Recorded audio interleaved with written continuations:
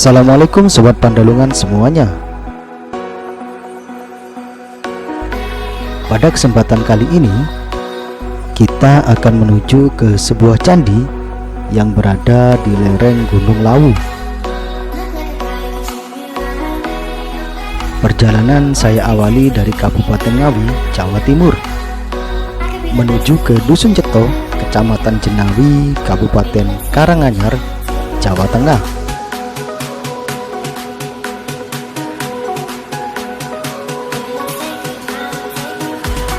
Untuk jarak tempuh sekitar 50 km.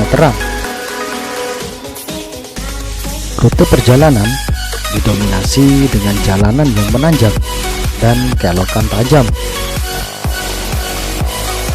Dan akhirnya tibalah kita di gerbang Candi Cetho.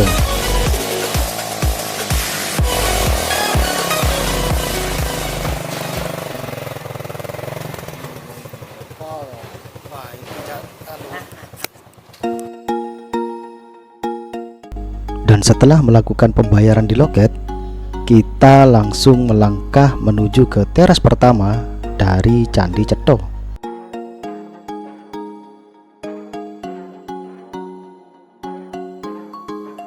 Terdapat 3 buah arca di teras pertama. Namun, 2 di antaranya sudah tidak utuh. Ada yang menyebut ini sebagai arca Dewi Agni. Dan jika kita perhatikan, bentuk wajah dari arca-arca ini sangat berbeda dengan arca-arca pada umumnya.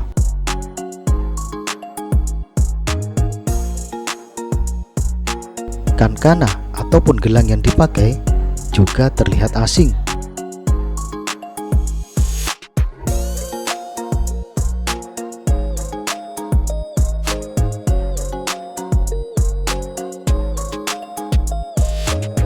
Beralih ke teras kedua, ada arca dengan bentuk yang sama, namun dengan sikap yang berbeda.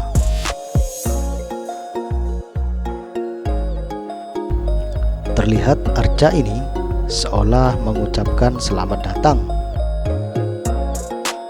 Jika pada umumnya terdapat 2 arca 2 rapala pada gerbang pertama sebuah candi, di Candi Cetho ini malah terpajang sosok arca mirip dengan bentuk patung bercorak Sumeria ataupun Mesopotamia.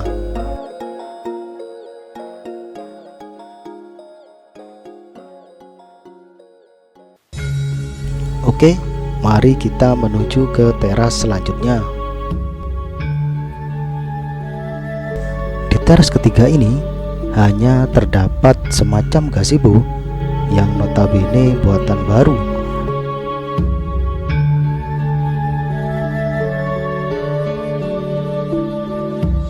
Kita lanjut saja menuju ke teras keempat.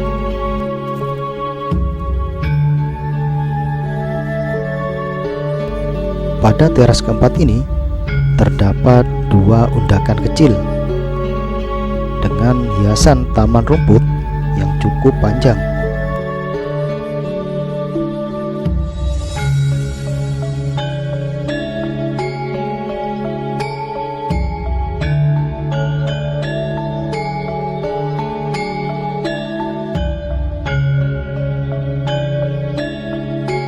Dan barulah pada undakan berikutnya terdapat sebuah pepunden dengan selasar atau batur yang cukup besar. Di atasnya terdapat sebuah palinggih dengan bangunan sepilar di dalamnya. Jadi saat ini saya sudah berada di teras keempat dari Candi Cetho, di mana di teras keempat ini terdapat sebuah petilasan, situs petilasan yang dipercaya merupakan petilasan dari Ki Ageng Krincing Wesi, di mana beliau merupakan pembabat alas dari desa Cetho ini. Pada lokasi ini masih aktif digunakan sebagai tempat upacara keagamaan pada hari-hari tertentu, karena memang dipercaya merupakan tempat petilasan dari pembabat alas pertama di dusun Cetho ini.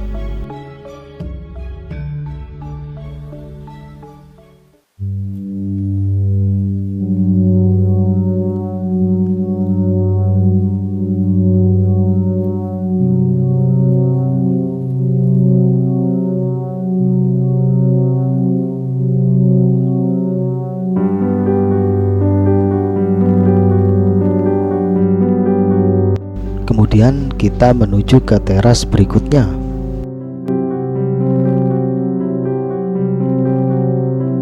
Terdapat sepasang gapura kecil di teras ini. Mungkin ini merupakan hasil dari restorasi ulang. Dan di teras inilah tersusun berbagai bentuk arca dan simbol-simbol yang merupakan tujuan dari pembangunan Candi Cetho ini. Tersusun bongkahan-bongkahan batu yang membentuk wujud Garuda dan juga kura-kura yang seolah menjadi satu bagian.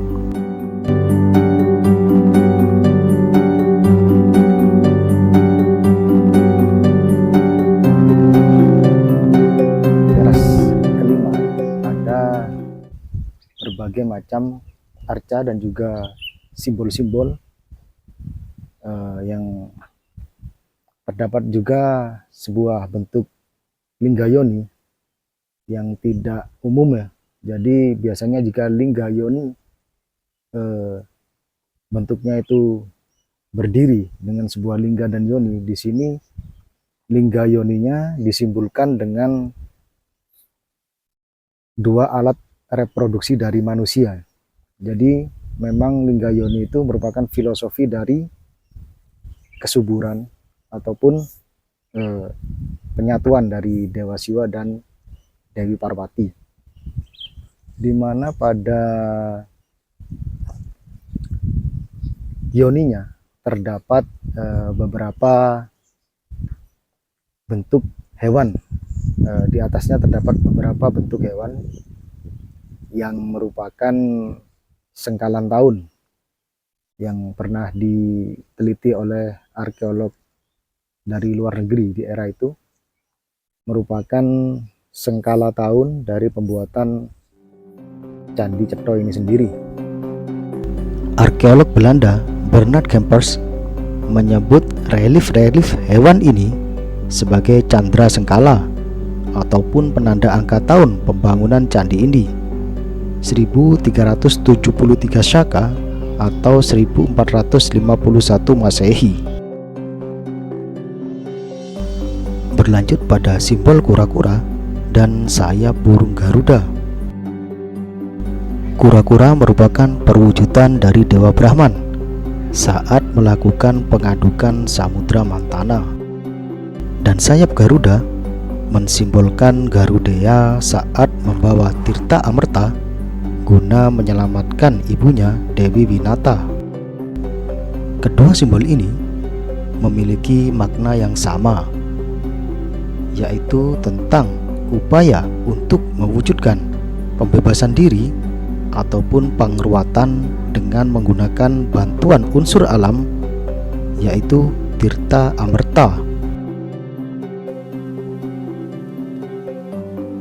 Kita lanjut ke teras berikutnya. Di sini terdapat sebuah bentuk bangunan dari susunan serpihan-serpihan candi yang coba ditata ulang kembali. Untuk pahatan reliefnya masih utuh, namun sudah tidak urut. Dan naik pada teras ke-6, trap ke-6 terdapat sebuah jedingan ya dari bekas-bekas reruntuhan candi yang kemungkinan direstorasi cuman tidak sesuai dengan bentuk aslinya. Dimana di sini juga terdapat sebuah relief yang cukup unik, menyerupai Punokawan. Jadi ada sosok yang mirip Petruk dan juga Bagong berhadapan dengan, jika dilihat dari mahkotanya, seperti Prabu Werkudara ya, dimana di belakangnya ada Gareng dan juga Semar. Cerita asli pewayangan yang memang berasal dari kitab Bhagavad Gita mulai bercampur dengan kebudayaan asli Indonesia, di mana candi ini pun merupakan bentuk dari kepercayaan asli dari warga di Nusantara ya. Sebelum Hindu Buddha datang, kebanyakan tempat-tempat ritual ataupun tempat ibadah dari kepercayaan Kapitayan bentuknya punden berundak, di mana candi ini merupakan sebuah bentuk nyata dari kembalinya kepercayaan leluhur sebelum di era Hindu-Buddha. Terpahat sosok manusia bergelantungan, mensimbolkan Pitreloka atau dunia bawah. Sepintas, naratif ceritanya menjelaskan suatu upaya pembebasan diri dari kutukan atau umum disebut dengan istilah pangruatan. Untuk cerita di relief-relief ini didominasi oleh kisah Sudamala dan sebagian tentang peperangan antara Pandawa dengan raksasa Kalantaka dan Kalanjaya. Juga latar belakang kisah di relief ini sama dengan yang terpahat di Candi Sukuh. Keduanya mengkisahkan tentang ruatan atau penyelamatan bagi mereka-mereka yang masih menggantung di alam Pitreloka, dan juga upaya pembebasan diri dari sebuah kutukan. Untuk penjelasan detailnya ada di kitab Kidung Sudamala yang merupakan sastra kuno di era kerajaan Majapahit. Selain itu juga terdapat dua arca di bawah tingkat sebelum menaiki ke teras ke-7, di mana arcanya ini merupakan dua rapala ya.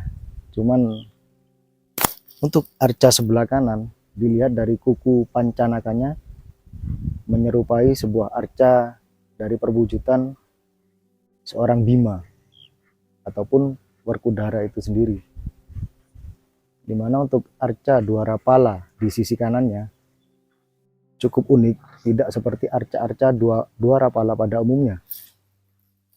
Jadi arca dua rapala di sini memiliki brewok ya, seperti yang ngomong, dan juga wajahnya tidak begitu seram seperti arca-arca dua rapala pada candi-candi umumnya. Posisi arca Bima yang dipasangkan dengan dua rapala seolah kurang serasi. Entah ini hasil dari rekonstruksi atau malah memang posisi aslinya.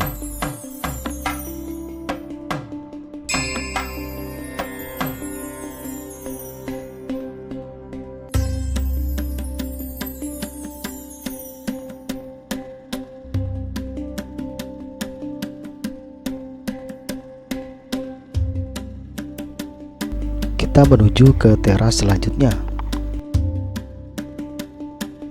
Jika saya hitung teras yang memiliki undakan tinggi, ini merupakan trap ataupun teras ke-7.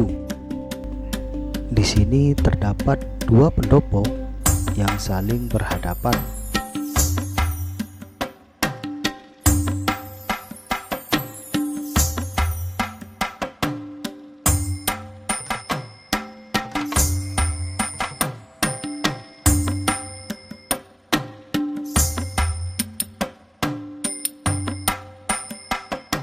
Jadi mulai di trap ke-7 ini gapura yang merupakan awal dari masuk ke teras berikutnya, jaraknya semakin sempit. Jadi pada trap ketujuh ini tidak ada arca-arca ataupun situs-situs yang ditampilkan ya. Jadi hanya berisi dua pendopo yang mungkin umpaknya masih asli dan terasnya juga bekas dari bangunan asli yang sudah direstorasi, tapi untuk sisi penopang-penopang kayunya dipastikan baru ya. Jadi di kedua pendopo ini tidak terdapat sebuah arca. Memungkinkan di sini merupakan tempat peristirahatan ketika sudah melakukan beberapa ritual di teras 4, 5, 6, dan ketika di teras ketujuh ini dimungkinkan digunakan sebagai tempat peristirahatan sementara, istirahat ngaso maksudnya, bukan istirahat isdet.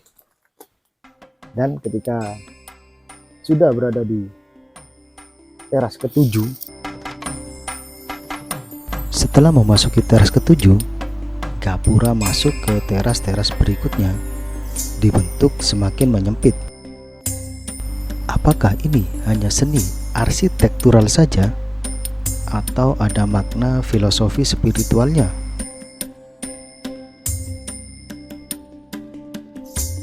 Dan di teras ke-8 ini, konsepnya hampir sama seperti di teras ke-7. Terdapat dua buah pendopo yang saling berhadapan.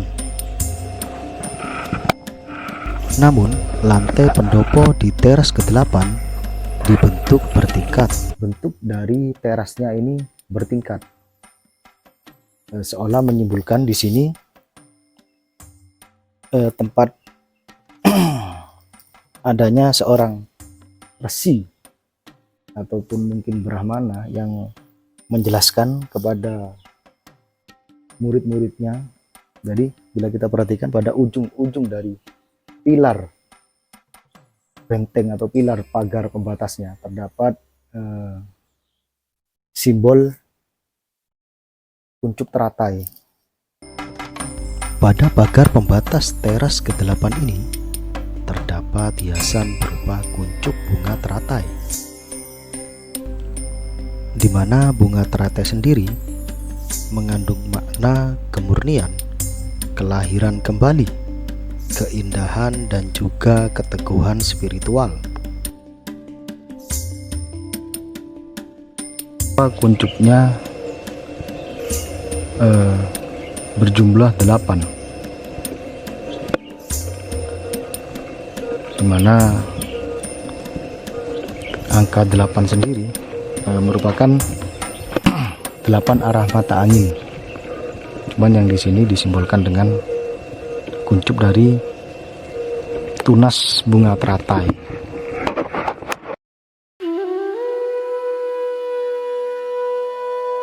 Menuju ke teras 9, jumlah undakannya semakin bertambah.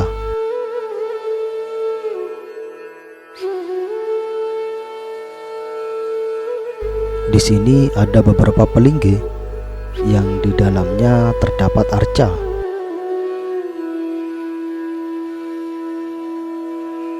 Terdapat juga beberapa pendopo-pendopo kecil dan pastinya buatan baru.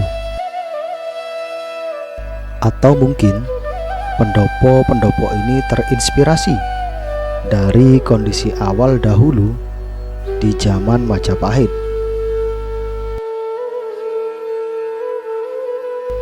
Terdapat dua buah arca pada masing-masing palinggi, dan kedua arca ini dipercaya sebagai bentuk dari Sabdo Palon dan Naya Genggong. Legenda Sabdo Palon dan Naya Genggong sendiri tertulis dalam serat Darmo Gandul. Keduanya dikisahkan sebagai penasihat spiritual Prabu Brawijaya kelima. Dan pada trap ke-8 terdapat 4 buah pendopo kecil, atau lebih tepatnya menurut saya 2 buah sulinggi dan juga 2 pendopo untuk tempat beristirahat ya, atau mungkin juga semedi, di mana ada sebuah arca yang diperkirakan sebagai arca dari Yang Semar ataupun Sabdo Palon. Namun uniknya di sini arcanya juga berjambang ataupun berewokan juga, di mana pada arca-arca Semar ataupun Sabdo Palon pada umumnya ya hanya berbentuk seperti Semar pada umumnya, tanpa brewok seperti khas Nusantara ya. Cuman di sini arca yang dipercaya sebagai arca Sabdo Palonnya berjambang.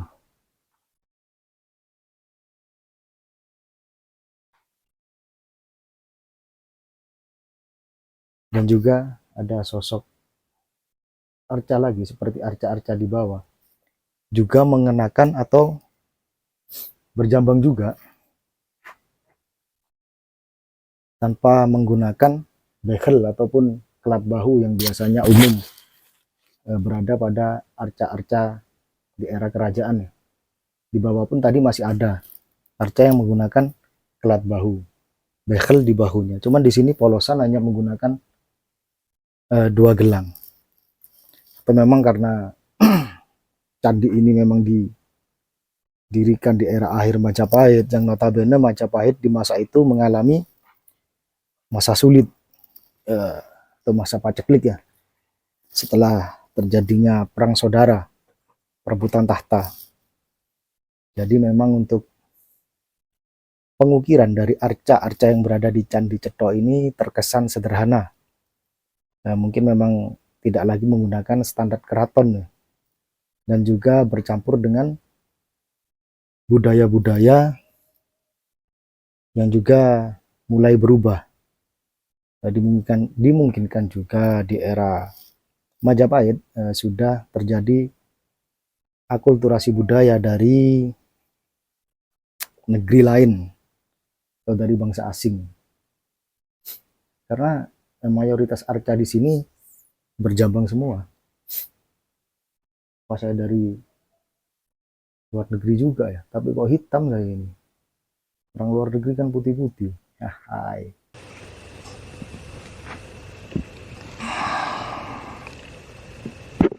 Kemudian kita menuju ke teras ke-10. Gapura dan undakannya juga terkesan semakin menyempit.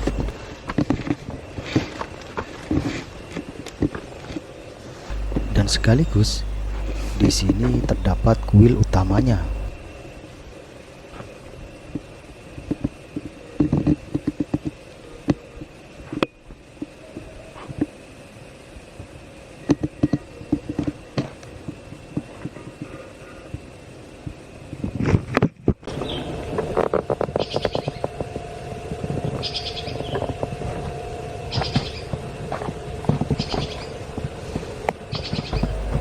Barulah di teras akhir ini dipahatkan hiasan-hiasan kirti muka pada bagian gapuranya. Namun ini juga terkesan buatan baru ya.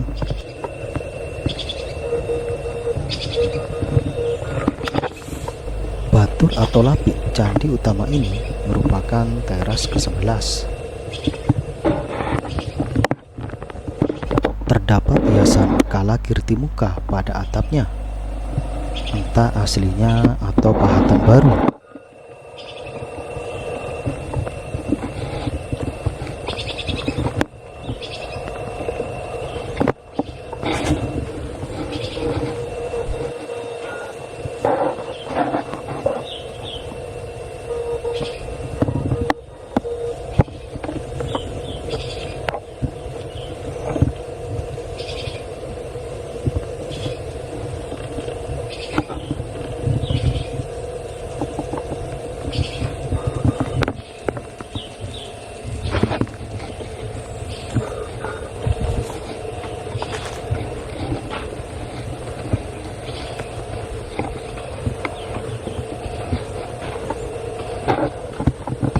pada trap terakhir ini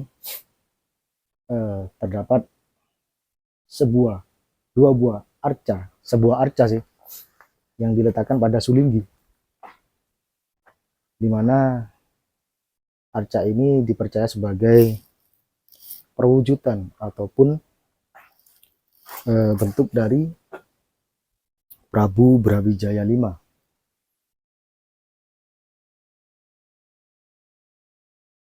Di mana arca berikut atributnya sangat lengkap ya, dari menggunakan kelat bahu, gelang, kalungnya, anting-antingnya, bahkan sampai jata mahkotanya atau mahkotanya dengan tali kasta yang juga dilekatkan pada arca ini. Memang kemungkinan besar arca ini memang dipersembahkan atau diperwujudkan dari Prabu Brawijaya V. Jadi sayangnya memang ukirannya terkesan sederhana ya. Mungkin karena biaya operasional saat itu sedang tidak baik-baik saja di era akhir Majapahit.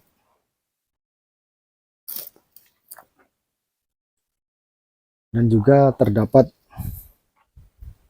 sebuah artefak yang menurut saya cukup vulgar ya.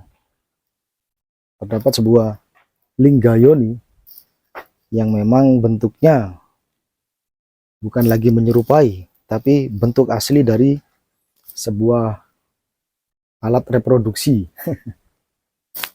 Tapi jika sepintas saya perhatikan, jenis dari batunya itu tidak sama dengan jenis batu arca-arca yang berada di Candi Ceto ini. Bila saya berspekulasi, tentunya hanya sekedar tebakan semata, linggayoni ini kemungkinan besar dibuat setelah, bukan di era Candi Ceto ini ya.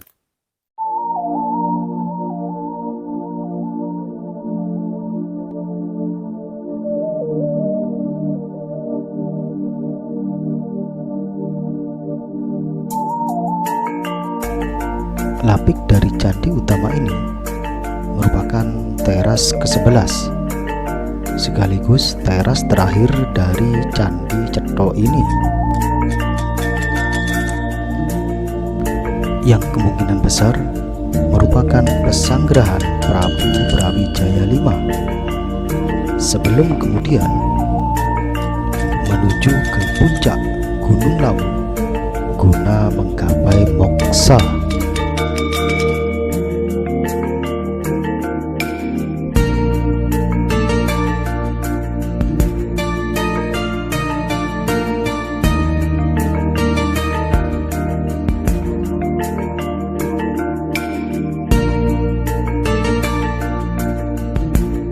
Mungkin cukup sekian perjalanan kita di Candi Ceto. Semoga video yang singkat ini bisa memberikan tambahan wawasan bagi sobat Pandalungan semuanya. Terima kasih bagi yang sudah mau berkenan nonton video di channel Putra Pandalungan. Assalamualaikum, salam budaya, rahayu, rahayu, rahayu.